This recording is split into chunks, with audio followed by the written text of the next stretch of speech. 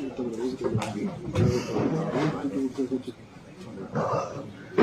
की प्रेस वार्ता में मीडिया के वालों का स्वागत है। आदरणीय मुख्यमंत्री हिमाचल प्रदेश के सुरेंद्र सिंह सुक्खू जी, प्रदेश कांग्रेस के अध्यक्ष श्रीमती प्रतिभा सिंह जी, कैबिनेट मिनिस्टर श्री मुकेश अग्निहोत्री जी, मंत्रिमंडल के सभी सदस्य हैं।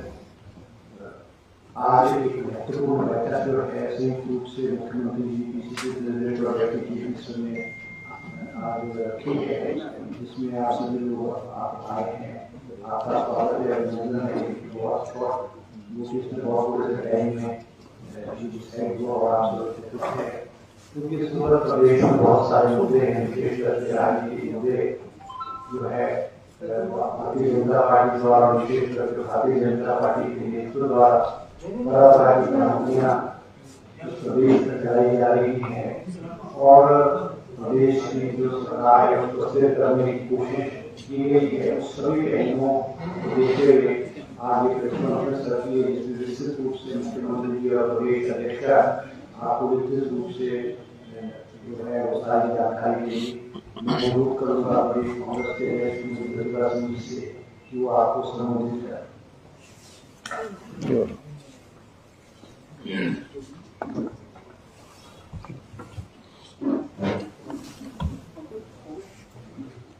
आदरणीय हमारे हिमाचल प्रदेश के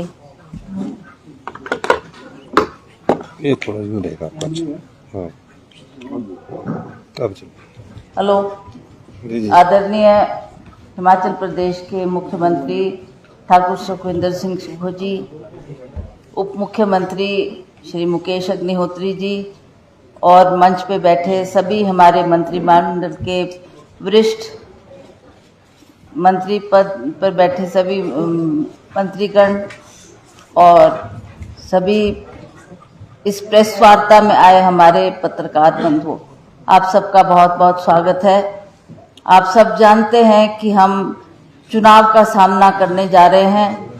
हमारे लोकसभा की 4 सीटें हैं जिस पर हमने चुनाव लड़ना है और उसी तरह से हमारी जो उपचुनाव 6 हमारे जो विधायक हमारे को छोड़ के दूसरी पार्टी में शामिल हुए हैं उनको भी हमने ध्यान में रखते हुए ये इलेक्शन का सामना करना है। मेरी आपसे करवत प्रार्थना है कि जैसा हमने कभी भी विकास के मुद्दों से हटकर कोई अन्य बात नहीं की, हमने बार बार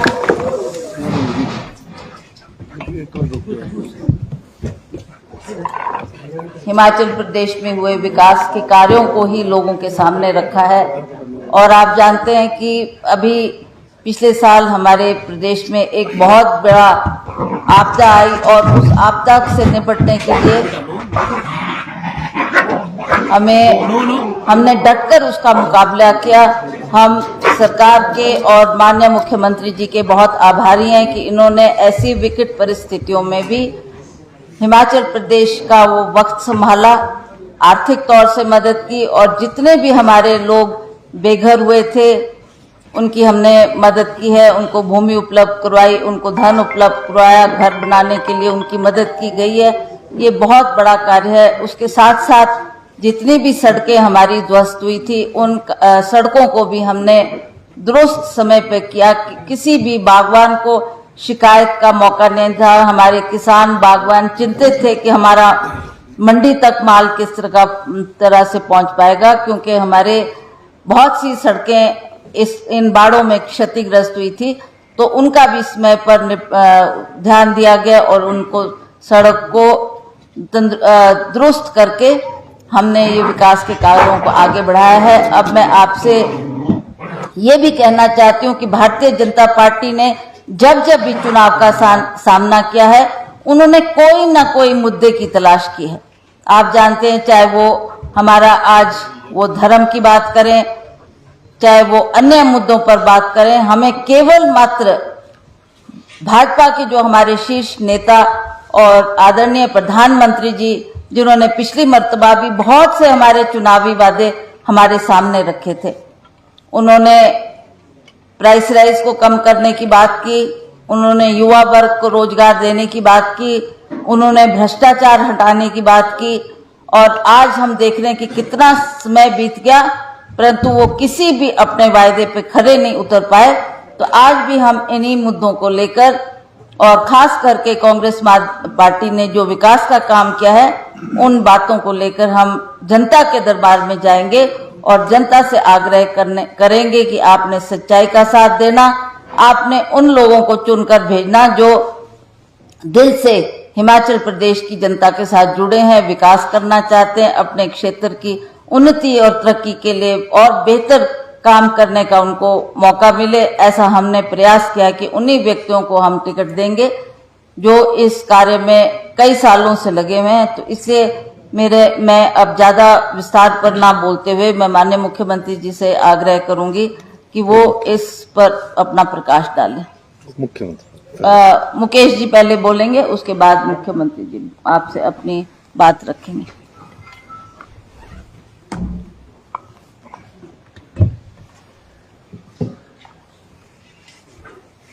माननीय मुख्यमंत्री जी, पार्टी अध्यक्षा, हमारे साथी मंत्रीगण और हमारे विधायकगण और मेरे प्रेस के बंधुगण,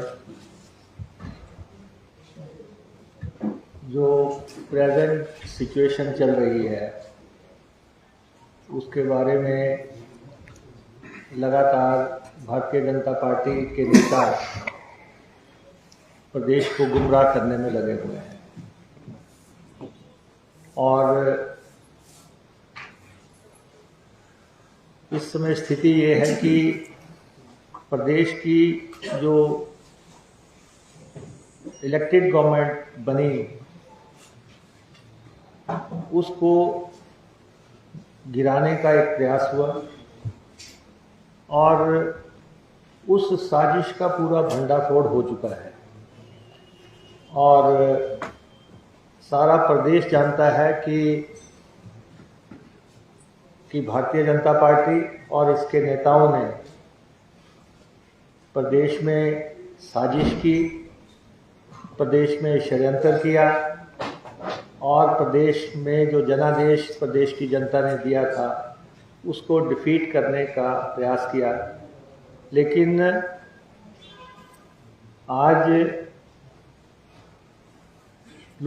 ऑपरेशन लोटस जो है वो हिमाचल प्रदेश में डिफीट हुआ है और भारतीय जनता पार्टी के जितने भी नेता हैं, इंक्लूडिंग नेता प्रतिपक्ष, उनको प्रदेशवासियों से माफ़ी मांगनी चाहिए कि हमने सरकार गिराने का प्रयास किया, हम गिरा नहीं सके।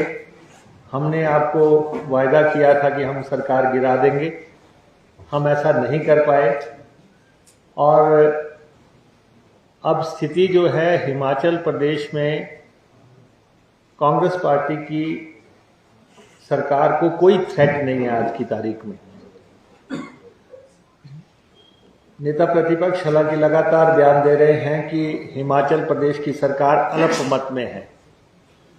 अब आप बताएं कि और वो ये साबित करें कि हिमाचल प्रदेश की सरकार कहां से अल्पमत में हो गई। 6 एमएलए अनसीट हो चुके हैं, उन सीटों का इलेक्शन हो रहा है। 62 सीटें 62 एमएलएज हैं और उसमें 62 में से हमारे पास 34 है, हमारे पास 34 है और उनके पास 25 है, 25 है। तो हमारी किसी भी ढंग से हम अल्पमत में नहीं है, हमारी सरकार को कोई थ्रेट नहीं है, हमारी सरकार पूरी तरह स्टेबल है और इस इलेक्शन के बाद जो है ये पहले से भी ज़्यादा स्टेबिलिटी अटेन कर लेगी। और ये जो ख्वाब भारतीय जनता पार्टी ने देखा था हिमाचल प्रदेश में सरकार गिराने का, ये अगले 45 महीने जो सरकार के हैं, सरकार तो चलेगी, पूरे 5 साल चलेगी और कोई भी, हमने पहले भी कहा, इस सरकार को कोई गिरा नहीं सकता।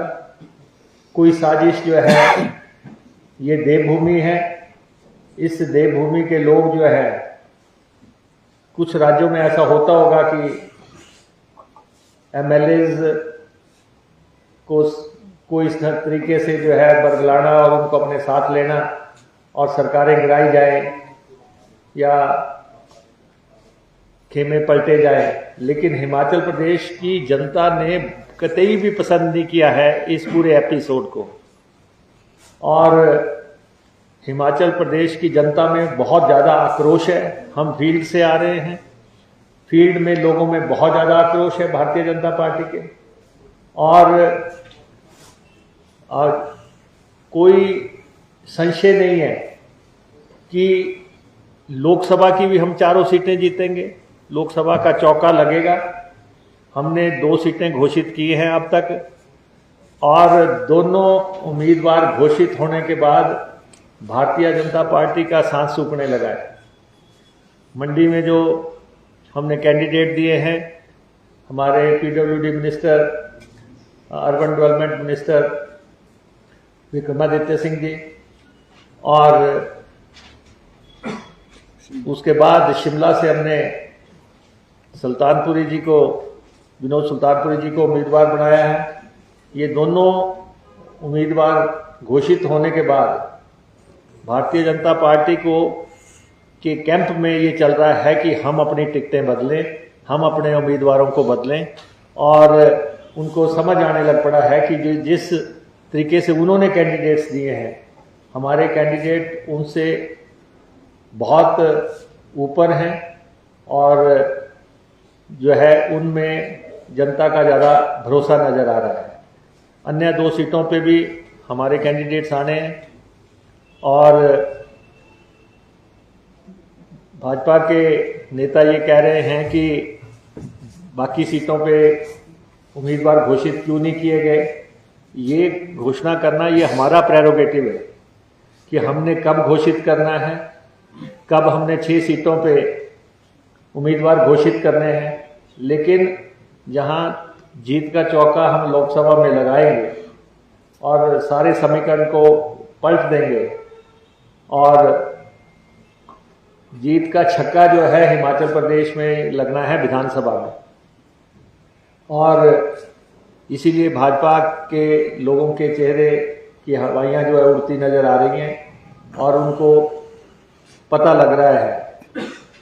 इसलिए सरकार की स्टेबिलिटी पे कोई सवाल नहीं है। और हम पूरे प्रदेशवासियों को आपके माध्यम से ये कहना चाहते हैं कि सरकार चुनाव से पहले भी हमारी है, सरकार चुनाव के बाद भी हमारी होगी, और फुल टर्म जो है ये सरकार काम करेगी। और जो जनता से हमने वायदे किए थे, और ख़ास तौर पे 2 वायदे जिनका मैं उल्लेख आपके समक्ष करना चाहता हूं। हमने कर्मचारियों को ओपीएस देने का वायदा किया था। हमारी सरकार ने पहली कैबिनेट मीटिंग में ओपीएस लागू की, और प्रदेश के 1,36,000 कर्मचारियों को हम ओपीएस दे रहे हैं। और प्रदेश के कर्मचारियों से हमारा आग्रह है कि हमने आपके बुढ़ापे का सहारा जो है आपको दिया है, और आप पूरे वफादारी से हमारा साथ दें। और साथ ही भारतीय जनता पार्टी ओपीएस के कंसेप्ट के अगेंस्ट है, और अगर जरा सा भी इनका कोई मदद करेगा तो ये प्रदेश में ओपीएस बंद करेंगे, जैसे ये दूसरे राज्यों में करते हैं। तो इसलिए हमारा तो ये वायदा है कि इस चुनाव के बाद हम हिमाचल प्रदेश विधानसभा में कानून लाएंगे, कानून ला के भी हम ओपीएस को जो है कानूनन लबादा भी पहना देंगे। अभी हमने एडमिनिस्ट्रेटिव ऑर्डर किए हैं, हम इसको कानूनन शक्ल भी देंगे कि हम प्रदेश के कर्मचारियों के साथ हैं, और 1,36,000 कर्मचारियों के परिवारों के बुढ़ापे को हम नज़र में रखते हुए उनका हर संभव सहयोग करना चाहते हैं। सेकंड, जो महिलाओं को 1,500 रुपये देने की हमने बात की थी, कल ही नेता प्रतिपक्ष ने कहा कि महिलाओं को 1,500 रुपये लागू नहीं किए, तो उनको मैं करेक्ट करना चाहूँगा कि लाहौल स्पीति की हर महिला को जो है ये पैसा मिल चुका है। उन्होंने कहा बताया जाए कि किस महिला को ये पैसा मिला है। लाहौल स्पीति से हमने शुरू किया था, उसके बाद हमने नोटिफिकेशन की सारे हिमाचल प्रदेश के लिए, और ये महिला विरोधी लोग हैं, ये इलेक्शन कमीशन में गए और इन्होंने हमारी जो मंशा है महिलाओं को 1500 रुपये देने की, उसको जो है रोकने की कोशिश की। और हम अब भी, सरकार पूरी तरह चाहती है कि 30 अप्रैल के बाद जो पैसा बजट घोषणा के मुताबिक पड़ना है महिलाओं को, वो पैसा जो है डालने की इजाज़त हमें होनी चाहिए। लेकिन अगर ये इसी ढंग का माहौल रखते हैं तब भी जो है उससे नेक्स्ट मंथ में महिलाओं को जो पैसा मिलना शुरू हो जाएगा। तो महिला विरोधी काम ये कर रहे हैं, कर्मचारी विरोधी काम ये कर रहे हैं। हमने दोनों मसले निभा दिए हैं। और थर्ड जो सबसे इम्पोर्टेंट काम हुआ है कि प्रदेश में आज के दिन में प्रदेश में कोई भी लाचार और लावारिस नहीं रहा है, और जितने भी लोग जिनके माता पिता नहीं हैं उनको स्टेट ने अडॉप्ट करने का एक बहुत क्रांतिकारी फैसला किया है। और उन सब बच्चों को जो है मदद करने के लिए, पैसा लगाने के लिए, पॉकेट मनी देने के लिए सरकार ने काम किया है। ऐसे बहुत से मसले हैं जो सरकार ने इस सवा साल के दौरान किए, और प्रदेश की जनता हमारे साथ है। प्रदेश की जनता जो है इस समय भारतीय जनता पार्टी के जिन लोगों ने बगावत की, जो लोग बाहर गए, आज उनको भी समझ आ रहा है कि कितनी बड़ी चूक उनसे हुई है। शायद उन्होंने ये नहीं समझा था कि उनकी सीटें चली जाएंगी और उनको दोबारा चुनाव में कूदना पड़ जाएगा। और जो इंडिपेंडेंट्स हैं उनसे भी जनता पूछ रही है कि आप अगर आज एमएलए हैं, कल जब दोबारा आप इस्तीफा दोगे फिर आप क्या बनोगे। तो ये लोग, भारतीय जनता पार्टी ने जो एक चक्रव्यूह रचा था भाजपा, उसमें ही फंस गई है। ये पहली स्टेट है जहां पे इनका ऑपरेशन लोटस डिफीट हुआ है, और सरकार पहले से कहीं ज़्यादा मजबूत हुई है, पहले से कहीं ज़्यादा स्थिर हुई है। और हमारे 34 के 34 लोग एक चट्टान की तरह आज की तारीख में ये कह रहे हैं कि 4 लोगों से हम संपर्क में हैं, 6 लोगों में संपर्क में हैं। तो वो समय अब चला गया। अब तो मैं कहता हूं कि जिस ढंग से सदस्यों की मेंबरशिप गई है, पड़ोसी राज्यों में भी कोई जो है ऐसा कदम नहीं उठाएगा, क्योंकि जिस ढंग से मेंबरशिप एमएलएज की गई है या दूसरे एमएलएज चक्रव्यूह में फंसे हुए हैं, हम 34 जो है पूरी तरह कंसोलिडेटेड है, पूरी तरह एकजुट है। हमारा एक एमएलए जो है पार्टी के स्थिरता के लिए काम कर रहा है, और चुनाव के बाद हम सारी सीटें जीत के जो है एक स्थिर, स्थायी और टिकाऊ सरकार चलाएंगे। और बीजेपी के पाप का घड़ा भर गया है, उनका भंडाफोड़ हो गया है। और आप देख रहे हैं कि जयराम जैसे नेता जो कि मुख्यमंत्री रहे हैं और जो आज नेता प्रतिपक्ष हैं, उनको कंगना रनौत जैसी नेत्री से कहलवाना पड़ रहा है कि ये 4 तारीख को मुख्यमंत्री बनेंगे। वो 4 कभी नहीं आएगी, वो 4 अब आने से रही।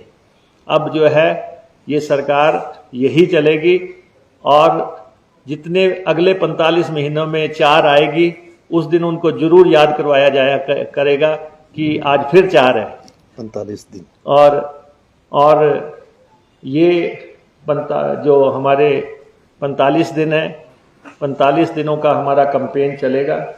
कैंपेन के जो इश्यूज हैं वो माननीय मुख्यमंत्री जी आपको एलैबोरेट करेंगे कि प्रदेश में, लेकिन ये स्पष्ट है, ये प्रदेशवासियों को हम आपके माध्यम से बार बार कहना चाहते हैं कि सरकार हमारी रहेगी, आप सब हमारा साथ दें, हमारे साथ चलें।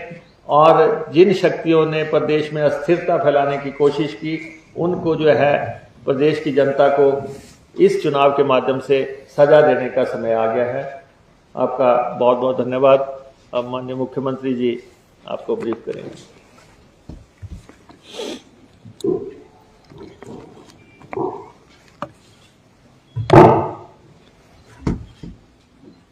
प्रदेश अध्यक्ष श्रीमती प्रतिभा सिंह जी, उप मुख्यमंत्री श्री मुकेश अग्निहोत्री जी, सभी मंत्रिमंडल के सदस्यगण, पत्रकार बंधु सबको नमस्कार। 45 दिन बाद आप सब लोग लोकतंत्र के उस पर्व में शामिल होंगे जिस लोकतंत्र ने 15 महीने पहले कांग्रेस की सरकार बनाई। जनता के वोट से चुनकर कांग्रेस की सरकार बनी और सरकार ने सभी चुनौतियों का सामना युद्ध की तरह किया। पहली चुनौती आर्थिक मोर्चे पर आई, खजाना खाली था। इस प्रदेश की अर्थव्यवस्था को भारतीय जनता पार्टी ने कंगाल करके रख दिया। उस अर्थव्यवस्था में हमने सुधार किया और 20% के करीब इस अर्थव्यवस्था में जब सुधार हुआ और 2200 करोड़ रुपए का हमने राजस्व पैदा किया। दूसरी चुनौती आपदा के रूप में आई। इतिहास की सबसे बड़ी त्रासदी, और इतनी बड़ी त्रासदी हमने अपने जीवन काल में नहीं देखी। मैं अपने मंत्रिमंडल के सभी सदस्यों का धन्यवाद भी करना चाहूंगा कि प्रदेश की कोई स्पेशल पैकेज ना मिलने के बावजूद भी हमने उस चुनौती का सामना किया और उस चुनौती का जब हमने सामना किया 2 महीने के अंदर हमने प्रदेश को अपने पांव पर खड़ा किया और अपने संसाधनों से 4500 करोड़ रुपए का आपदा राहत पैकेज दिया। और जो मकान प्रधानमंत्री आवास योजना के तहत जो राशि मिलती थी 1.5 लाख रुपया मिलते थे, हमें केंद्र से नहीं मिले, लेकिन हमने आपदा प्रभावित 22,000 परिवारों को बसाने के लिए कानून बदल दिया, नियम बदल दिए और आपदा राहत राशि को उनके पक्के घर जो टूट गए थे बनाने के लिए हमने 7 लाख रुपया की राशि उनको दी। पशु शालाएं बह गई। जहां भी जो भी समस्या आपदा के तहत समय आई और सभी लोगों ने हमारा साथ दिया। आपदा के समय जहां केंद्र सरकार ने हमें कोई आर्थिक सहायता स्पेशल रिलीफ पैकेज नहीं दिया, लेकिन प्रदेश के छोटे छोटे बच्चों ने, पेंशन भोगियों ने, कर्मचारियों ने, किसान ने, माताओं ने जो भी उनसे बनता था उन्होंने इस आपदा राहत कोष में हमें दान दिया और एक ऐतिहासिक दान हमारे पास 200 करोड़ रुपए के रूप में हमारे पास आया। इसके अलावा हमारी सरकार ने कई कल्याणकारी योजनाएं शुरू की। पहली पुण्य की योजना, हमने जो बच्चे अपनी माता को खो चुके हैं, पिता को खो चुके हैं, उनके लिए हमने मुख्यमंत्री सुभाषय योजना शुरू की। ये हिंदुस्तान की पहली योजना है जहां माता और पिता के खोने के बाद 27 साल तक बच्चों की पूरी शिक्षा का, हॉस्टल का, कोचिंग का, पॉकेट मनी का, साल में एक बार देश के अंदर घूमने का, घर बनाने का और जमीन उपलब्ध करवाने का, इस योजना के तहत हमने कानून बनाया और उसका फायदा 4000 के करीब अनाथ बच्चों को मिलना शुरू हुआ। उसके बाद हमने कई और योजनाएं शुरू की जिसमें जो विधवाएं हैं उन विधवाओं के बच्चों को फ्री एजुकेशन, यानी कि पहली क्लास से लेकर जब तक वो 27 साल की उम्र तक पढ़ना चाहता है, चाहे वो डॉक्टरी की पढ़ाई करना चाहता है, चाहे वो इंजीनियरिंग की पढ़ाई करना चाहता है, चाहे कोई भी प्रोफेशनल कोर्स शुरू करना चाहता है, उसकी पूरी शिक्षा का खर्चा जो विधवा बहनें हैं, माताएं हैं, हिमाचल प्रदेश सरकार अपने संसाधनों से उपलब्ध करवाएगी। 70 साल से ऊपर की जो भी बुजुर्ग है, चाहे वो 70 साल की उम्र पार करने के बाद हमारी सरकार ने इस साल बजट में ये प्रावधान किया है कि उनको किसी भी प्रकार की बीमारी क्यों ना हो, हमारी सरकार उन्हें मुफ्त इलाज उपलब्ध करवाएगी। इस बारे में हमने बजट में प्रावधान कर रखा है। हिमाचल प्रदेश में 15 महीने में हमारी सरकार ने 2 प्रमुख लक्ष्यों को ध्यान में रखा। एक सामाजिक सुरक्षा का और दूसरा ग्रामीण अर्थव्यवस्था में मजबूती प्रदान करने के लिए। आप देख रहे होंगे कि पहली बार ऐसा है कि हमने ग्रामीण अर्थव्यवस्था को मजबूत करने के लिए जो कांग्रेस पार्टी ने, डॉक्टर मनमोहन सिंह जी ने जो मनरेगा की शुरुआत की थी, महात्मा गांधी राष्ट्रीय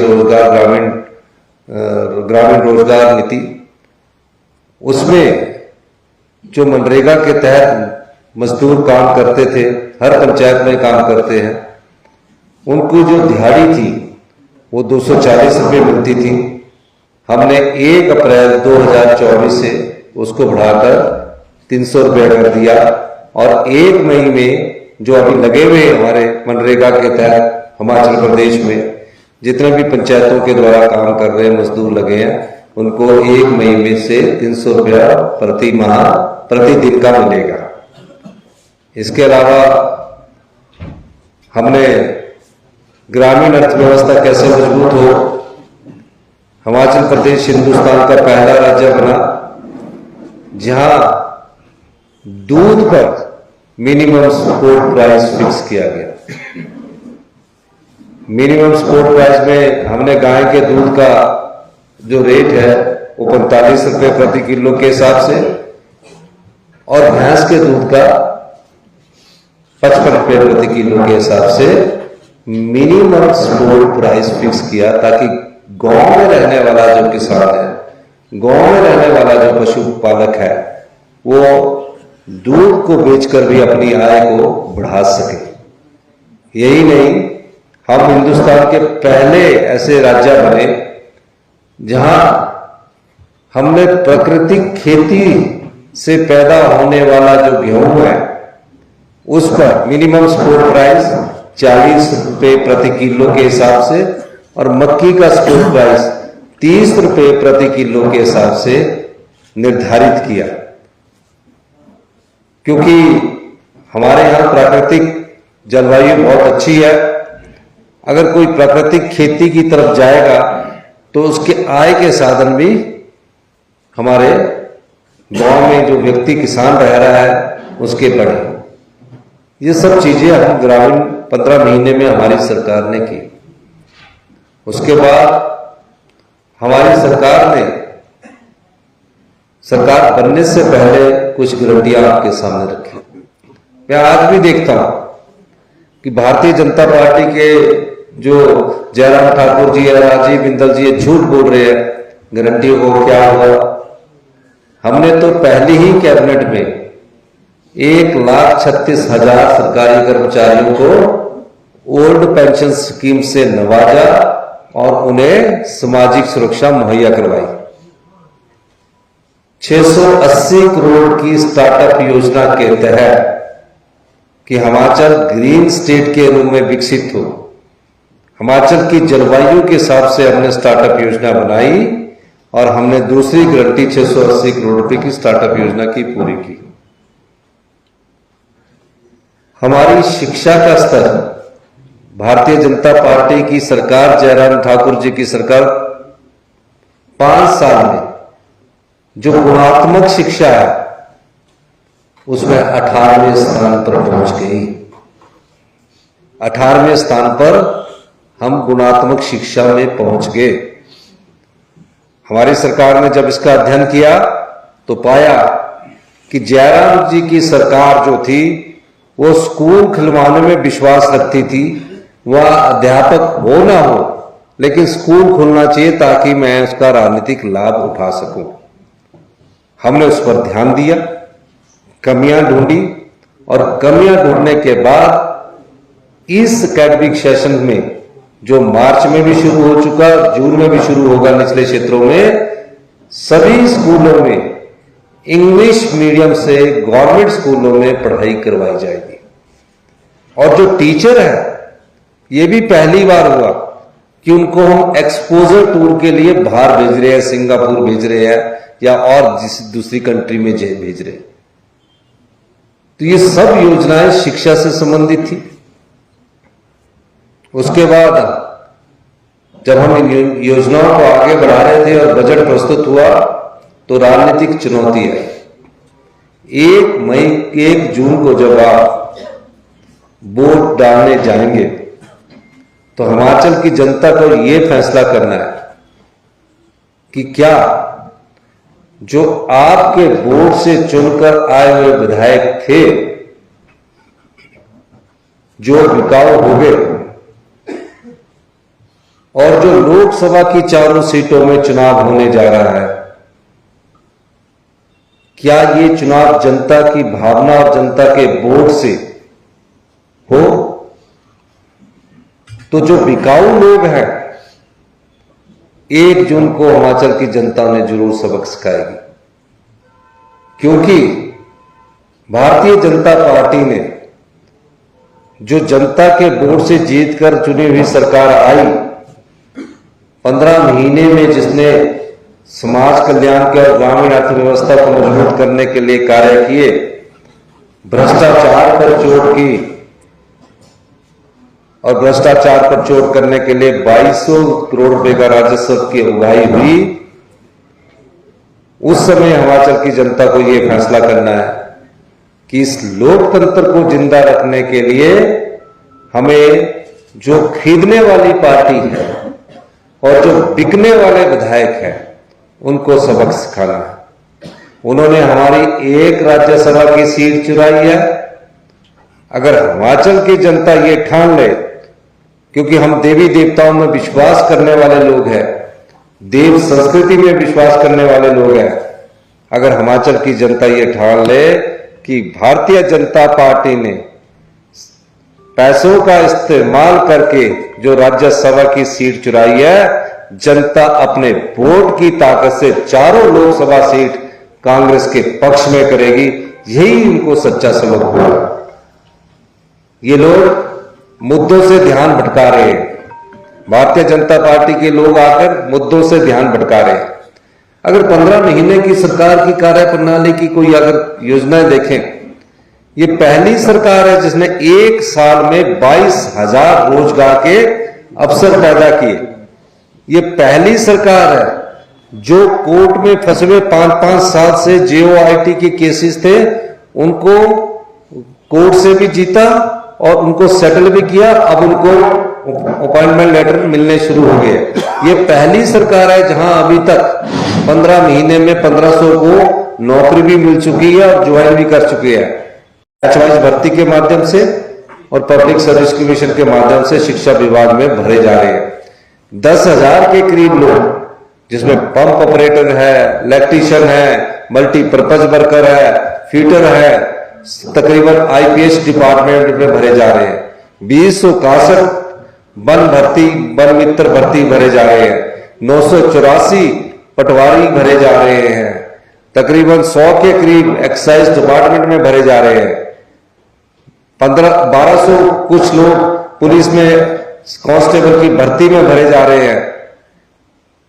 और जो भर्तियों में घोटाला भारतीय जनता पार्टी के समय हुआ था, जब जयराम जी मुख्यमंत्री थे, सबॉर्डिनेट सिलेक्शन बोर्ड में नौकरियां बेची जाती थी, पुलिस पर भर्ती का पेपर भी लीक हुआ, उसका पेपर भी बेचा गया।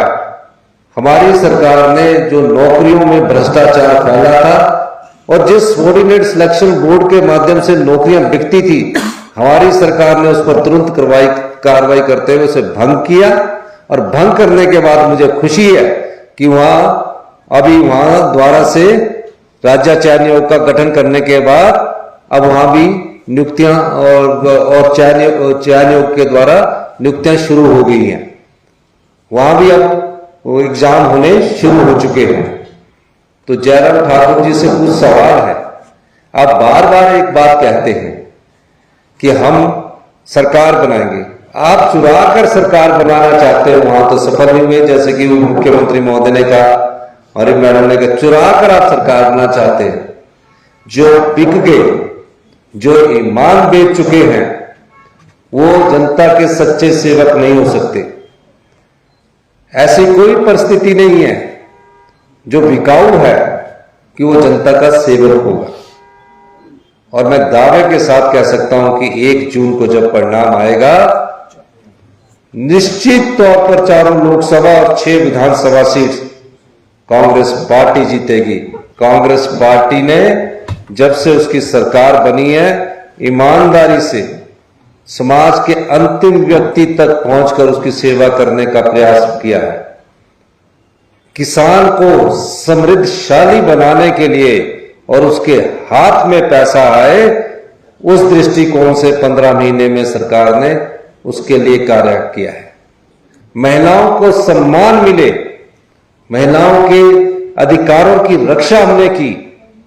महिलाओं की शादी की उम्र को 18 से 21 साल से बढ़ाने के लिए हम कानून लाने वाले हैं और 1500 रुपया प्रत्येक महीना तकरीबन हमारी 9 लाख महिलाओं को जब मिलेगा, निश्चित तौर पर मैं कह सकता हूं कि महिलाएं स्वाभिमान से और आत्मसम्मान से अपना गुजारा करेगी, अपने को सुरक्षित महसूस करेगी।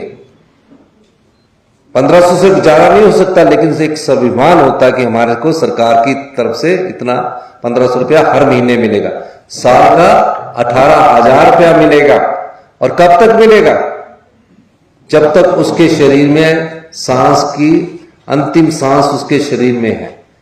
और ये योजना 1 मई 2024 से स्पीति में शुरू हो चुकी है। वहां स्पीति की महिलाओं को 15,000 रुपया मिल चुका है। 1 फरवरी 2024 से लाहौल में शुरू हो चुकी है और लाहौल में शुरू होने के बाद वहां सभी महिलाओं को पूरे जिले में 1500 रुपया मिलना शुरू हो चुका है। उसके बाद इसको पूरे हिमाचल प्रदेश में नोटिफाई कर दिया गया और नोटिफाई करने के बाद 2,37,000 महिलाएं जिन्हें 1100 रुपया पेंशन मिलती थी या 1,000 रुपया पेंशन मिलती थी, उनको 2,37,000 महिलाओं को भी 1500 रुपया मिलना शुरू हो गया है। और जिस प्रकार भारतीय जनता पार्टी के जो यहां नेता है और जिस सोच और नियत से वो कार्य करना चाहते हैं, ओपीएस को बंद करना चाहते हैं, हमने पहली कैबिनेट में ओपीएस लागू की। राजस्थान में पहली ही कैबिनेट में ओपीएस वापस हुई। हमने 1500 रुपया देना भी शुरू कर दिया। भारतीय जनता पार्टी के नेता जयराम ठाकुर जी चुनाव आयोग के पास गए, हमारी बहनें फॉर्म भर रही थी, हमारी माताएं फॉर्म भर रही थी। उन्होंने चुनाव आयोग से शिकायत की, ये ऑन गोइंग योजना है, इसमें फॉर्म भरने से कोई नहीं रोक सकता और जितनी भी महिलाएं वो अपने फॉर्म जमा करवा सकती है, भर सकती है। अगर वो उनके पास नहीं जमा करवाने तो अपने जो हमारे जो विधायक है उनके पास जमा करवाइए, स्थानीय लोगों के पास जमा करवाइए। मैं दावे के साथ कह सकता हूं, भारतीय जनता पार्टी इसको जितने भी रोकने की कोशिश करेगी। हम अप्रैल का भी पैसा देंगे, मई का भी देंगे और अगर इन्होंने हमारा रोका तो हम जून में इन्हें 3,000 रुपया इकट्ठा देंगे। ये हम कहना चाहते हैं, क्योंकि ये योजना रुक नहीं सकती। जिस तरह किसान सम्मान निधि प्राइम मिनिस्टर की योजना है, उसका पैसा डाला जा रहा है और हमारी प्यारी बहना महिला सम्मान निधि का पैसा रोकने की भारतीय जनता पार्टी कि अगर चुनाव आयोग से इस प्रकार की काम करती है तो हमारा सरकार उसका विरोध करेगी। तो पूरी महिलाओं को हम 1500 रुपया देंगे। ये तो अभी शुरुआत है। समाज के कई और वंचित वर्ग है, समाज के कई लोग और हैं। ये पहली सरकार है जिसने दिव्यांग लोगों की उच्च शिक्षा के लिए सोचा, उसके लिए एक संस्थान बनाया। ये पहली सरकार है जिसने विधवाओं की बच्चों की पढ़ाई को फ्री शिक्षा के लिए सोचा। किस क्षेत्र में नहीं हिमाचल प्रदेश में काम हुआ? आर्थिक चुनौती थी, हमें कर्ज लेने की लिमिट में कैपिंग कर दी। हमने सड़कों का जाल बिछाया, हमने सिंचाई योजनाओं का 15 महीने में जाल बिछाया, हमने सभी विभागों में बहुत अच्छा काम किया है। जनता ने तय करना है। अगर वो आकलन करेंगे तो जयराम ठाकुर जी जो 5 साल हमेशा अपने मोबाइल पर ही लगे रहे, वो भी मैं ये कहना चाहता हूं उससे योजनाएं बनाते तो अच्छा होता। तो मैं इतना ही कहना चाहता हूं कि आप निश्चिंत हो रहिए, हिमाचल में कांग्रेस की सरकार पूरे 5 साल चलेगी, क्योंकि हमारी सरकार आम जनता की सरकार है, आम लोगों की सरकार है, महिलाओं के सम्मान की सरकार है, युवाओं को रोजगार देने की सरकार है और पूरी मेजॉरिटी की सरकार है। अब सपने कोई दिन में देख ले तो उस बीमारी का इलाज तो अभी वैज्ञानिक ढूंढ रहे हैं कि हम सरकार बनाएंगे। अब कोई दिन में सपने देख ले। और हमने 2 प्रत्याशी दिए हैं, दोनों युवा प्रत्याशी दिए हैं, दोनों पढ़े लिखे हैं, अपने अपने सब्जेक्ट में उन्होंने यूनिवर्सिटी से पढ़ा है, कॉलेज से पढ़ा है, वो मुद्दों पर बात कर रहे हैं, लेकिन ये मुद्दों से ध्यान बांट करके व्यक्तिगत टिप्पणियों पर बात कर रहे हैं। हम चाहेंगे कि भारतीय जनता पार्टी को भी अभद्र भाषा से परहेज करना चाहिए। मुद्दों पर बात कीजिए, सरकार के कारगुजारी पर बात कीजिए। हमारे मंडी संसदीय क्षेत्र से हमने युवा प्रत्याशी श्री विक्रमादित्य जी को दिया, जिन्होंने आपदा में, अगर मंडी में बाढ़ आई, कुल्लू में बाढ़ आई, हर सड़क के पास खुद जाकर निरीक्षण किया, लोगों के बीच रहे और 48 घंटों के बीच हमारी सरकार ने सड़क भी बहाल किया। उप मुख्यमंत्री जी के नेतृत्व में मैं और खुद सड़कों में आपदा के समय हम अपना रोड खिलवा रहे थे। कितने शिक्षा संस्थान थे, माननीय शिक्षा मंत्री जी से मेरी बात हुई तो उन शिक्षा संस्थानों को खोला। तो मंडी की आपदा में जो जनता के साथ खड़ा हुआ हमारे पीडब्ल्यूडी मिनिस्टर है विक्रमादित्य सिंह जी, लोगों को वो बात याद रखनी चाहिए किस तरह उनका सेब मंडियों में पहुंचा। दूसरे भी हमने युवा प्रत्याशी विनोद सुल्तानपुरी दिए, अच्छे पढ़े लिखे हैं। उनके पिताजी ने 6 बार हिमाचल प्रदेश के सांसद के रूप में लोकसभा में हिमाचल की आवाज को उठाया है। और आने वाले समय में और भी अच्छे प्रत्याशी आपको 2 देखने को मिलेंगे। हम चारों लोकसभा की सीटें हिमाचल की जनता से ये मांग करते हैं कि इस लोकतंत्र को बचाने के लिए जिन लोगों ने राज्यसभा की सीट को चुराया है, आपके हाथ में ताकत है। लोकतंत्र में सबसे बड़ी ताकत जनता के हाथ में है, युवाओं के हाथ में है कि ऐसे तानाशाही ताकत को सबक सिखाने का वक्त आ गया है। अगर आप एक राज्यसभा सीट की चुराई सीट से चारों लोकसभा को जीतकर भेजेंगे तो पूरे देश में एक संदेश जाएगा और जो जनता के द्वारा चुनी हुई सरकार है उसको गिराने की कोई द्वारा हिम्मत नहीं करेगा। यही मैं बस आपसे कहना चाहता हूं। आपने हमारी बात सुनी, कोई सवाल है आप पूछ सकते हैं। आपका बहुत बहुत धन्यवाद। सर, महिलाओं को जो 1500 रुपए से ऐलान किया, इसको लेकर कह रहे हैं कि चुनाव से पहले की गई और जो क्राइटेरिया इसमें रखा गया है वो फुलफिल नहीं करेगा जितना आपने कमिटमेंट की।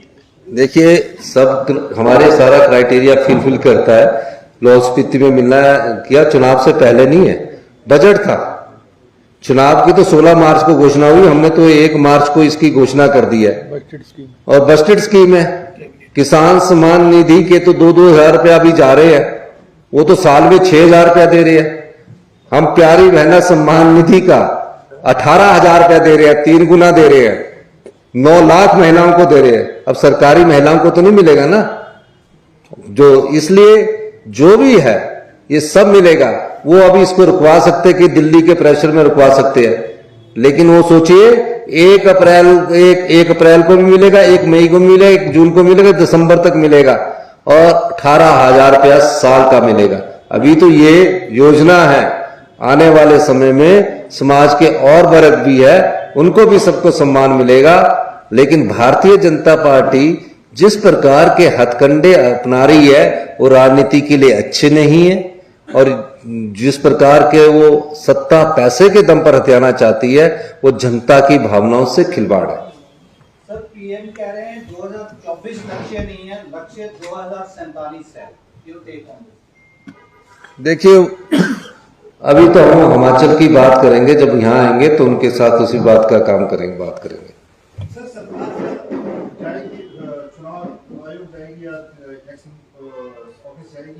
महिलाओं को 1500 रुपए देने की अनुमति दे। हमारी इस बारे में हमने हमारे मंत्रिमंडल के सदस्य जगत नेगी जी के नेतृत्व में गए थे और हमने उनको रिप्रेजेंट किया है, और वो तो देने ही पड़ेंगे, वो रोक नहीं सकते, वो तो देने ही पड़ेंगे। अब उन्होंने, मुझे लगता है कि उन्होंने जो फॉर्म रोकने पर बैन किया था, हमने वो भी कहा है, और हम चाहेंगे कि वो जो फॉर्म है वो जो हमारी महिलाएं उनके रोक दिए गए थे उसकी भी शुरुआत की जाए। सर, कांगड़ा और हमीरपुर के बाद 6 और सीटें जहाँ पे अभी प्रत्याशी नहीं हुए, तो कब तक जो है वो बाकी प्रत्याशियों की घोषणा हो सकती है? तो जल्दी हो जाएगी, बता देंगे आपको। और सर, आपने जो इशू है लोकसभा एंड विधानसभा इलेक्शंस में, ये एक ही रहेंगे या Lok Sabha election point of view से आप अलग मुद्दे उठाएंगे और विधानसभा? हमारी सरकार और मंत्रिमंडल की जो 15 महीने की कारगुजारी रही है वो हम जनता की अदालत के बीच में ले जाएंगे, जिसमें सबसे बड़ी जो कंगाल खजाना दिया, हमारे उप मुख्यमंत्री जी के नेतृत्व में एक कमेटी बनी और उसमें व्हाइट पेपर जारी हुआ, उसमें पूरी डिटेल विधानसभा पर ले की गई है। उस चुनौती का हमारी सरकार ने सामना किया और आज देखिए हम डीए भी दे रहे हैं, हमने डीए भी दे दिया और एरियर भी दे दिया। ठीक है, थोड़ा कम मिला है, लेकिन आने वाले में हम एरियर भी पूरा देने के कर्मचारियों को लिए, किसान को भी दे दिया, महिलाओं को भी दे दिया, सबको दिया।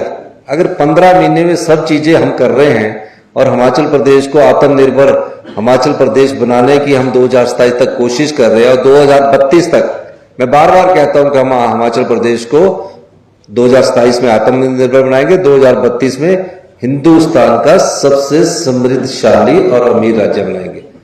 धन्यवाद, बहुत बहुत धन्यवाद।